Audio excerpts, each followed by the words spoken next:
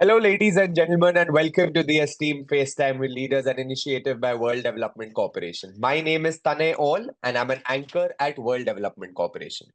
FaceTime with Leaders is a platform for industry veterans to come together to share their knowledge, ideas, thoughts, and best practices with one another, as well as with upcoming industry leaders. In a nutshell, we attempt to encapsulate the multi-decadal learnings of all our industry stalwarts. We hope that by conducting these FaceTime with Leader interviews, we can bring together a global community of eminent personalities. By bringing together such visionaries on one platform, we hope to play a part in inspiring the lives of other leaders. Great learnings from great leaders assist everyone, right? They help us to identify, nurture, and work on trade secrets that have already proven a success formula for so many. And this is what we aim for with these sessions by making them a gathering of industry stalwarts and a knowledge sharing community. We have one such multi-sectoral stalwart on FaceTime with Leaders with us today, Miss Madhavi P. Subramanian. We welcome you on the show, ma'am. Thank you so much. Thanks.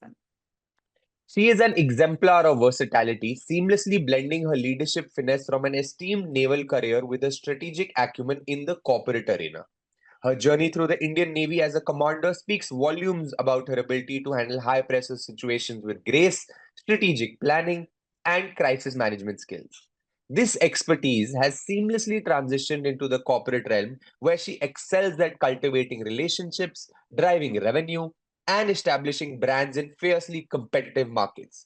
Besides this, she embodies a visionary mindset, consistently pioneering innovative approaches to drive growth and transformation. Her entrepreneurial spirit shines through in her role as founding member of Arogya Aishwarya. Her dedication to holistic wellness programs for corporations is not only a business venture, but also a testament to her belief in the integration of well-being into corporate culture. So, Ms. Subramaniam, could you provide a brief overview of your professional journey, starting from your career in the Indian Navy to your current role in the corporate sector? Oh, yes, that's quite a journey. Yes. So I joined Navy way back in 1995. I was from the fourth batch of women officers. Armed Forces had just opened doors for women officers. So I was a bit of rebel. So I wanted to do something that was very different. Yes. I happened to, get through the written exam and SSB and medicals and all that. So it was an excellent exposure, military training and what military teaches you, you realize the potential of human body and mind. It will expand to the extent that you will let it expand. Yeah. It's like psychologically, emotionally, you wouldn't know there is so much of strength that exists in you. That is the kind of training that military takes you through. And then during the course of, so I served for 14 years in the Navy, 14 years because that was short service commission. And when I entered, women were only given short service commission as as a policy. I think from 2009, they started giving permanent commission to women. So coming back to my experience in the Navy, I was in naval aviation, and I happened to,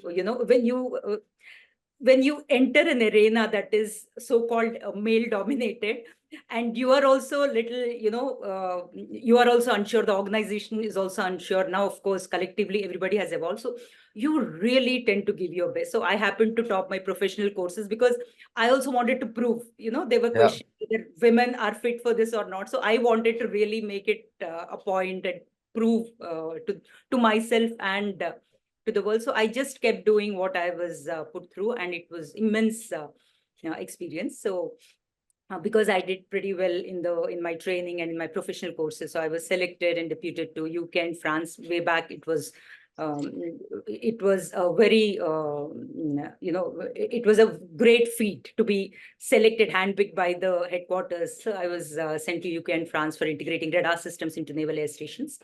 And of course, I handled a lot of emergencies, a lot of operations. I was also fortunate to be a part of operations like 2611. I was in Mumbai, posted at Mumbai Naval Air Station back then.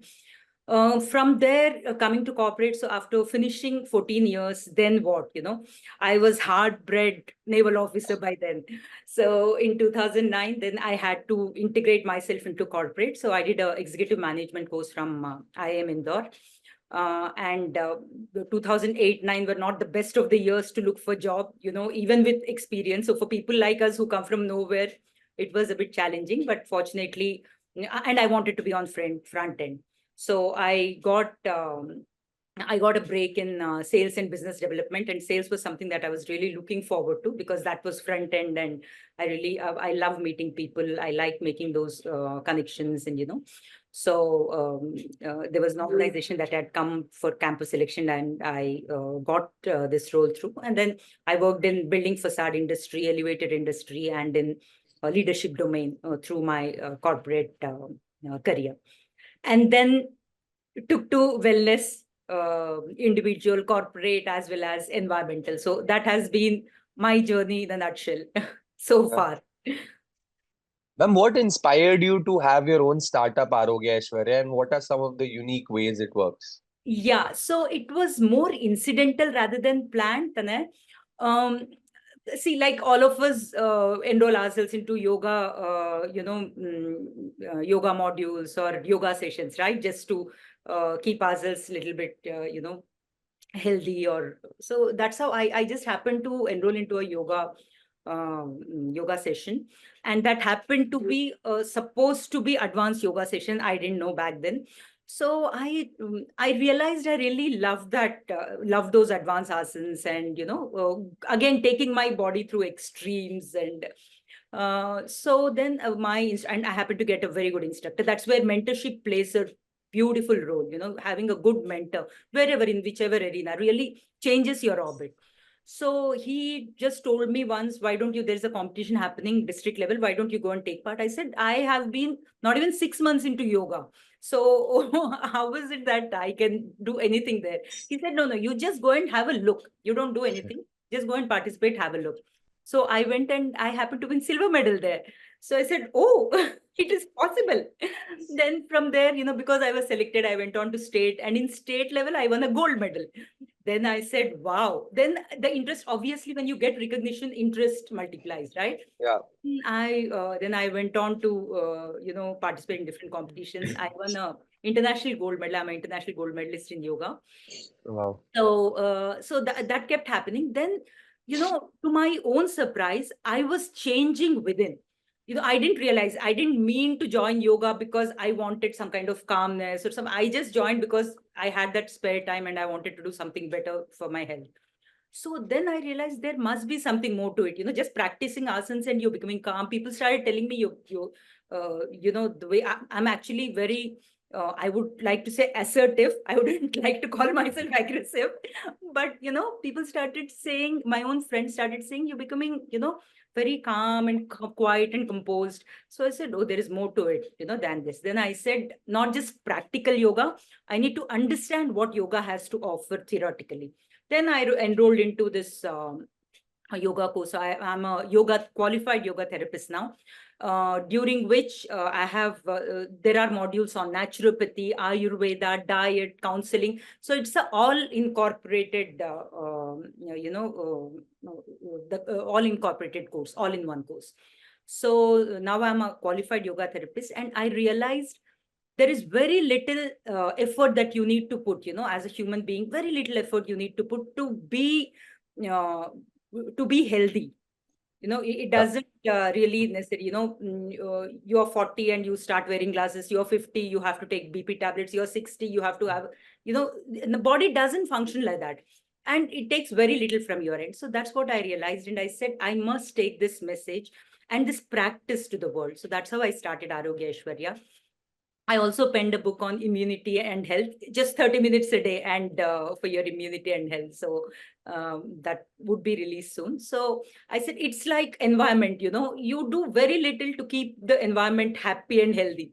Similarly, you do very little for your body. It's like surgical strike. You have only 30 minutes a day or 20 minutes a day, but give as much and be very, what do you call, sincere about it. That is all it takes for you to stay in that state of health. So, and the uniqueness about, you asked what is unique about this. So it is again I take everything, genetics and your environment and your diet, everything plays a part in your health quotient at the moment. So I consider everything and curate modules accordingly, very individualistic modules. So, and then there are enough yoga instructors, so it's both ways. Yoga Uh, instructors are employed positively and clients are benefited, and I'm doing what I love to do, what I'm passionate about, and what I can bring to the table. Yeah. yeah.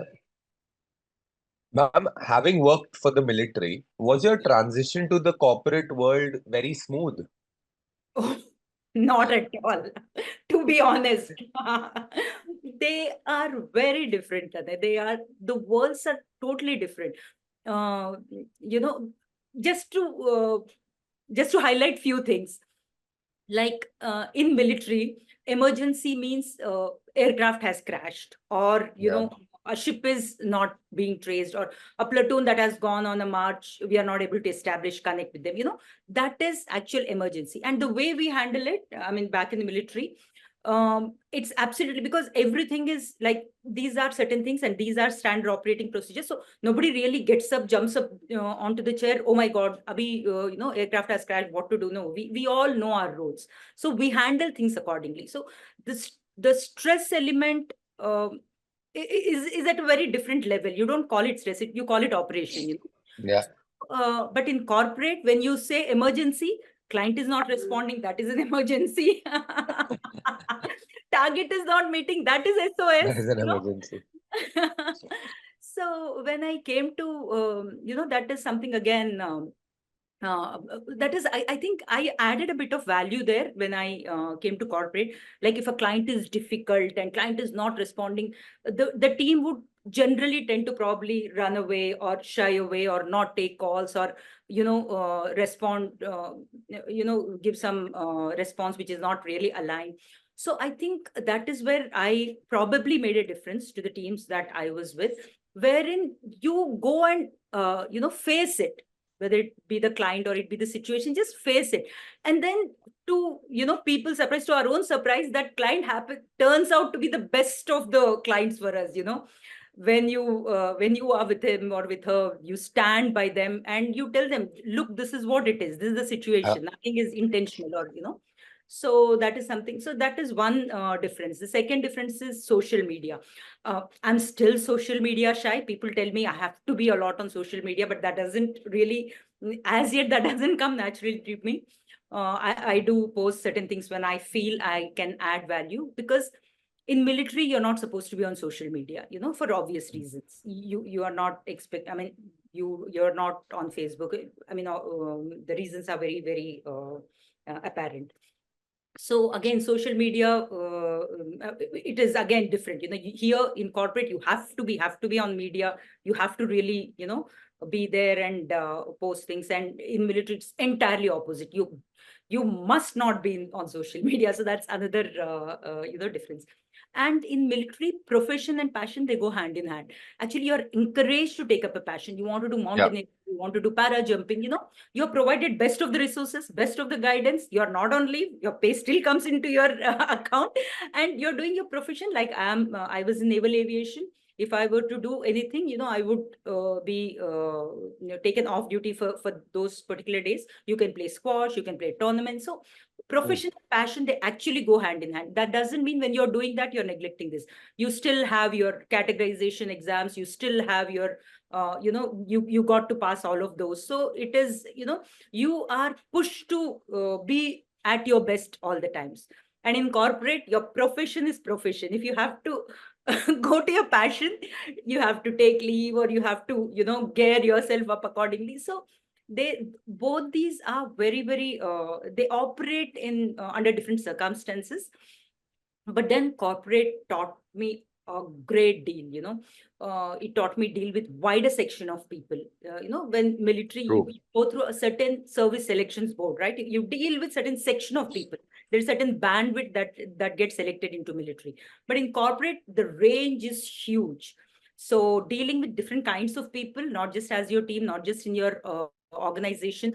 Because I was in sales, I would go and deal with clients, and clients at different strata. Not always you go and meet CEO, you go to different. 100%. it's that is something that corporate really taught me. And use resources to your advantage, whatever resources are provided, or look for resources, wherever and wherever from, even if it is from your competitor, so so look for the resources and gain competencies, establish connects. So it is and it taught me a great deal to bond with people, wider. So it's immense learning. I enjoyed both the journeys. Yeah.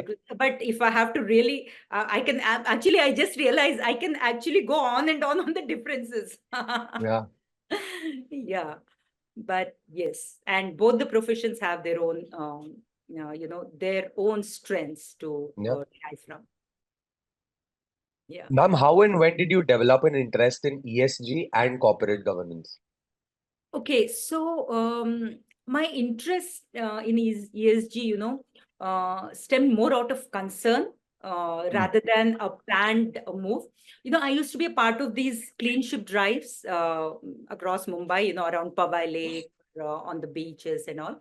So I realized how much of contamination we are creating, as a society. Um, I felt, is there a point of being number one brand if your plastic bottles and wrappers are choking the water bodies? There are certain hard questions you feel. Is there a point? I mean, I may be touching a sensitive arena here, but is there a point in prayers, whether it is to a symbol or an idol that you're praying to, when they're lying on the beaches and people are trampling over those, it is, which would have adorned most sacred spaces in your house.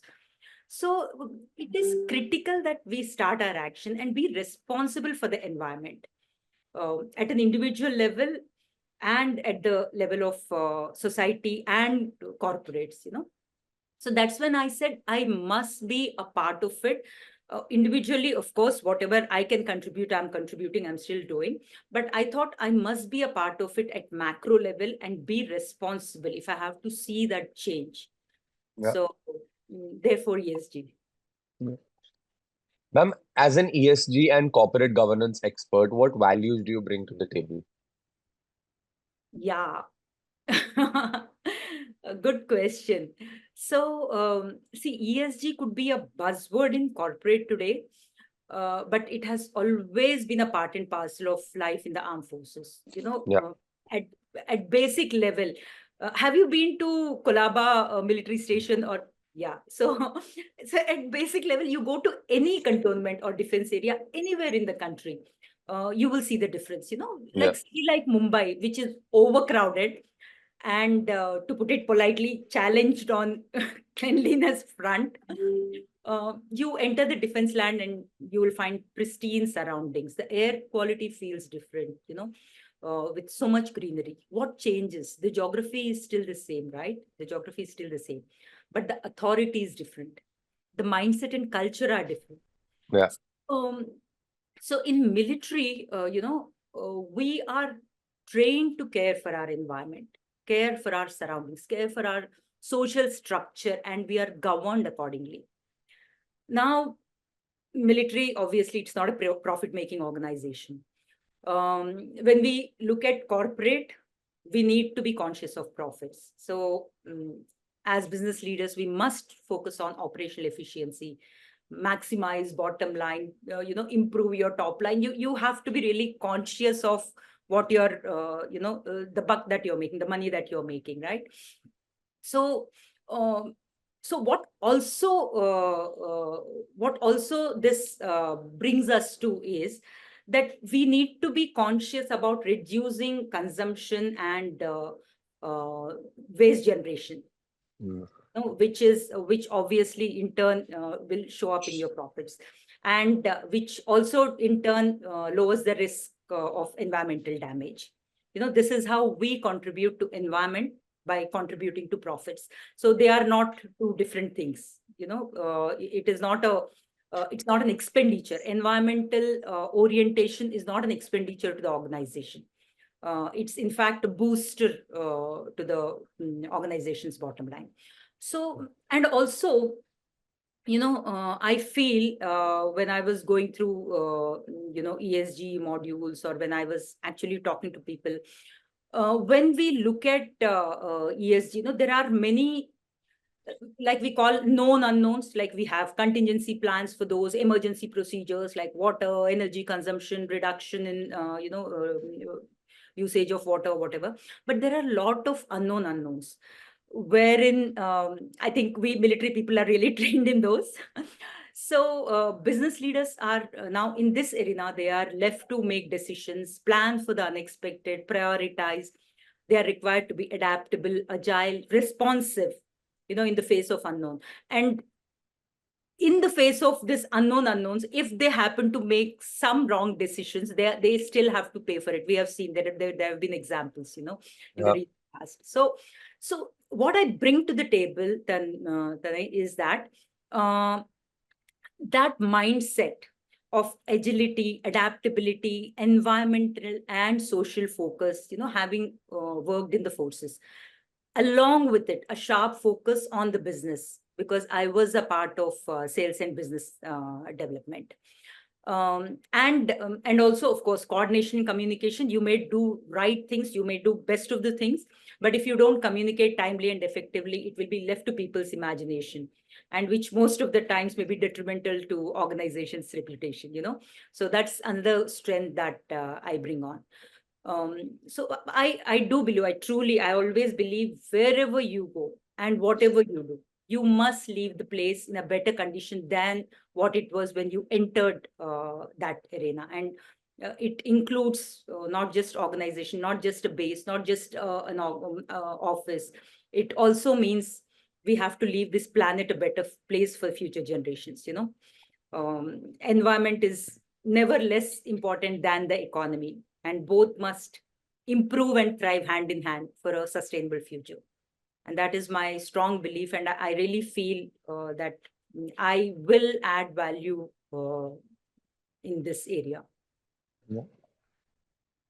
And what are some of the most remarkable changes you have seen in your field with changes in technology? And what changes you expect to see in the future with the advent of all these new technologies like IoT, AI, ML, Yeah. blockchain, big data, Web 3.0, etc.? I know, yeah, this is something I think all of us can go on and on, right? 100%.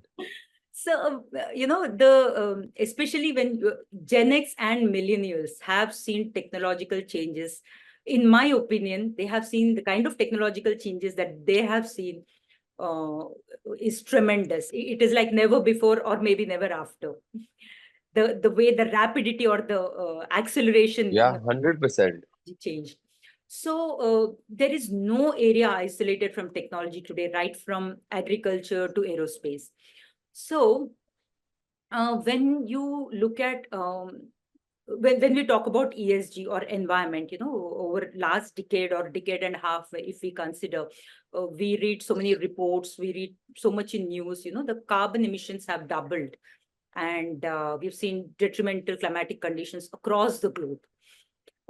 Now, this forces organizations to comply with ESG regulations. Unfortunately, it's a forced aspect rather than, something that you do voluntarily. But then, yes.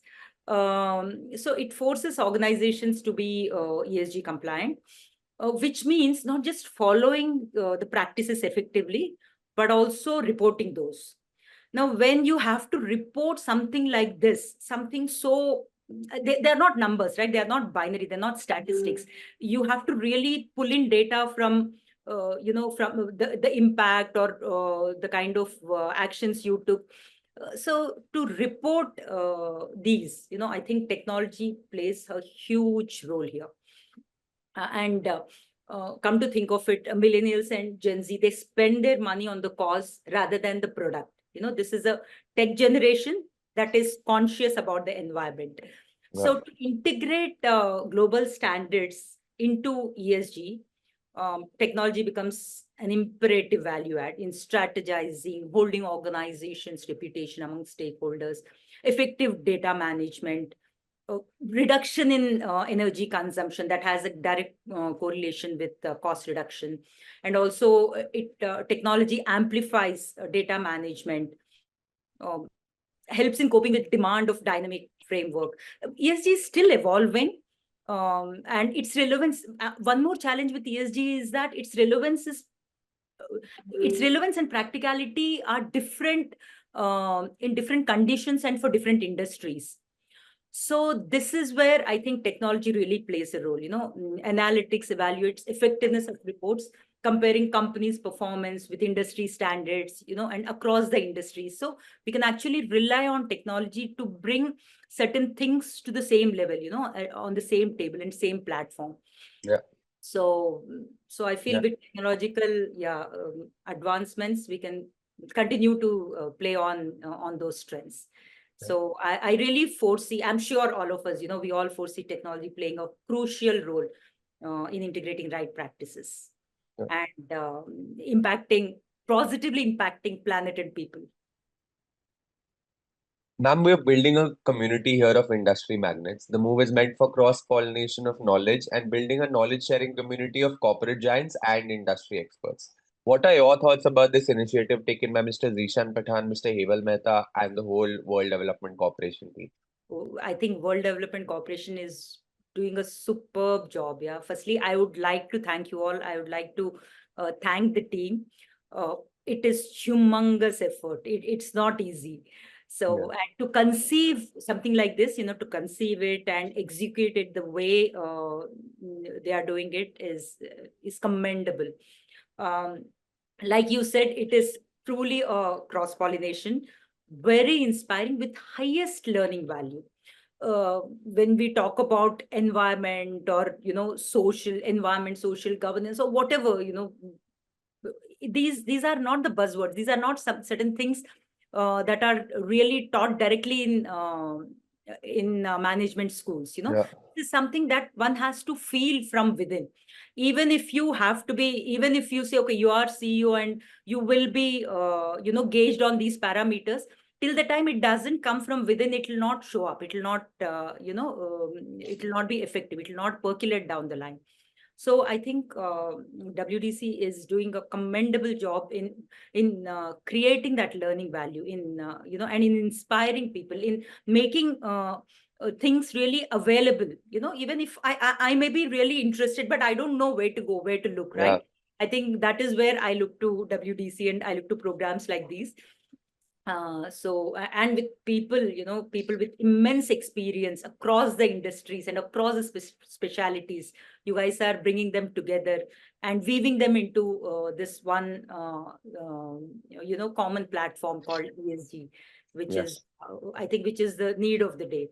So, and you guys are building a strong, conscientious community of thought leadership and executive management. So I'm really looking forward to pitch in my experience and do my bit and keep learning from the experts and give my best to the organizations, individuals and societies. Great, ma'am. It was fantastic conversing with you, and I'm confident that your insights will truly inspire future leaders. Thank you so much for joining us today, ma'am, and wish you the best for your future endeavors. Moreover, trust that this initiative by Directors Institute unquestionably has expanded the participants' understanding and enriched their minds. Thank you so much, Tanay. Thank you so much. It was wonderful talking to you. Our pleasure, ma'am. Have a great day ahead. Thank you so much. Yeah.